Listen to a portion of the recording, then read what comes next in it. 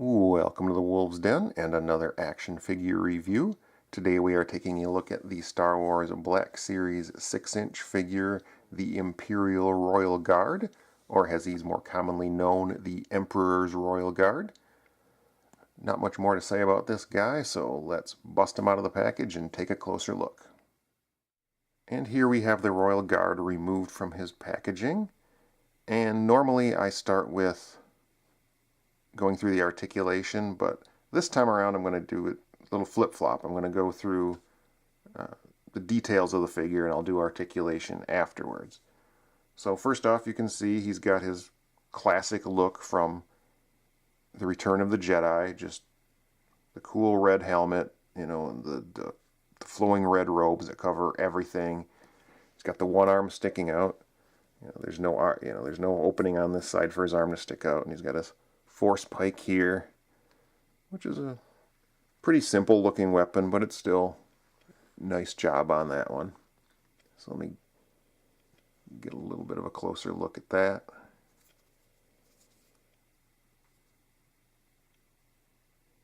I'll just set that aside for now.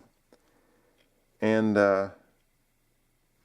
pretty much every Royal Guard figure that I can recall that they've made has been kind of the same. You've got the helmet, you've got the robes that flow down, you may have an opening on this side for the other arm to stick out, but pretty much underneath is just kind of this burgundy or red colored outfit, really no details to it at all. It just looks like, you know, robes that are sculpted, something like that.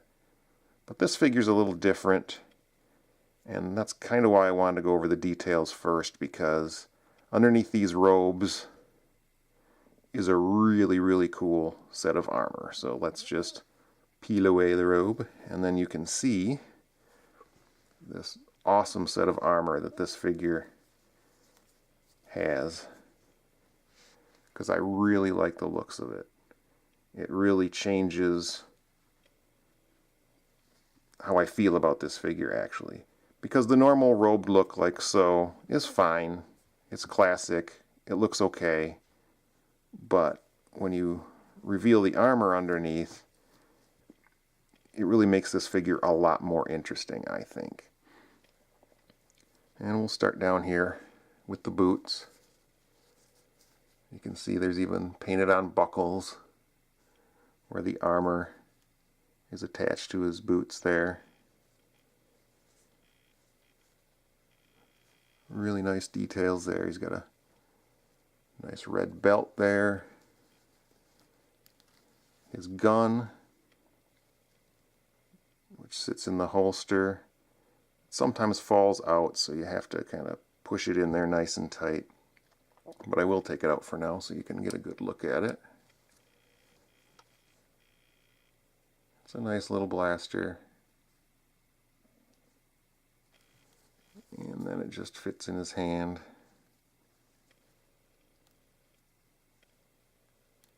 Maybe. Yeah, there. Just like so. Yeah. We'll take that, put it off to the side. See more of the armor here. Nice shoulder pads. They're a little rubbery. Hard to tell right now, but so when you move his shoulders up, the rubber just doesn't get in the way. It just pushes out of the way. And then we just got his nice chest armor here. Not super detailed, but overall it looks really nice. Just basic red, which contrasts a bit with the burgundy kind of clothing underneath. But overall, I really like the look of that. And so, what do you do when all that is covered up? Like so. If you don't want his classic look, if you want to show the armor off, what do? Well, probably the easiest thing to do is to slowly kind of rotate the armor, or the robes, until the opening is facing front. and then you can kind of just position it like that. And now you can see the armor, and he's still got his robes there. You can also pop the head off and maybe adjust it how you want, or take the robe off completely, because it's just a tiny little hole that fits over the neck peg, and then the head clips on. To get the head off, you will need to warm it up because it's hard to pull off on its own. So I used a hair dryer, and I was able to pop it off, and then I could adjust the robe how I wanted, and then just peg it right back in. So that's what you'd have to do if you don't want the classic look and you want to show off this cool armor that he's wearing. And I think I prefer him this way. Not that I dislike his classic look, but I just really like this armor. I think it's really slick looking, so I'd rather pose him looking like this. And I'm pretty sure this armor was first introduced in the Crimson Empire comics. I'm pretty sure that's where they introduced this armor. I'm not big on a lot of the legacy stuff. I didn't read a lot of it. I didn't have the time or the money to really invest in it. I read a few things here and there. And Crimson Empire is something I never did read, but just from the little research I did, I think that's where this design for the armor came from. But I think it's a really, really nice look, and I'm really glad they put the effort to do that, where they could have just skimped out and just given him, you know, a dumb burgundy pantsuit that he's wearing underneath, something that you don't want to show off, whereas in this case they actually give you something that looks really nice, and it gives you an alternate look to the figure. Now let's take a look at his articulation, starting with the head. And as you might be able to guess, his head does turn a little bit, but doesn't move up and down at all, just basically because of the way it's constructed. There's very little options to move it. One interesting thing though is, as I mentioned earlier, I was able to pop the head off, and he does actually have the rocker joint for his head. So it would be able to move back and forth if he had a normal head. So if you have an alternate head from another figure and you want kind of an unmasked royal guard, you could pop another head on there and it would be able to, you know, move back and forth, so he could look up or down. But just the way this is constructed, his head can only turn a little bit side to side, and that's about it. His arms raise to the side that far, about 90 degrees, and then they do rotate all the way around. He does have a single joint at the elbow, and that rotates all the way around. His wrists also rotate, and both wrists have the rocker up and down movement.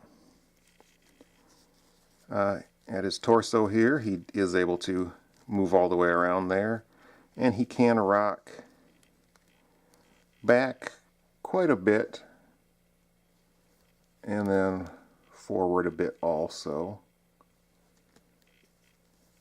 And then the legs are able to move out to the side about that far, maybe about 45-50 degrees, not too far out to the side, but then all the way in about 90 degrees forward. And then he does have the thigh swivel, like so. And then he's got double jointed knees. And finally, he's got rocker ankles, so those can move all around. And that's his articulation. Now for my final thoughts. I really have nothing negative to say about this figure. I think they did an excellent job on the sculpt of this figure, the robes of this figure, just the fact that it almost has two different uses, two different looks for it, all in one figure, and it takes very little effort to make use of those two looks. It's just move the cape around and then you've got almost a totally different figure, or put it back in place and you've got a classic figure. I think that was just an excellent execution of that idea. And the articulation is good, the sculpt is good, everything about this figure is just fantastic. I really, really like this figure.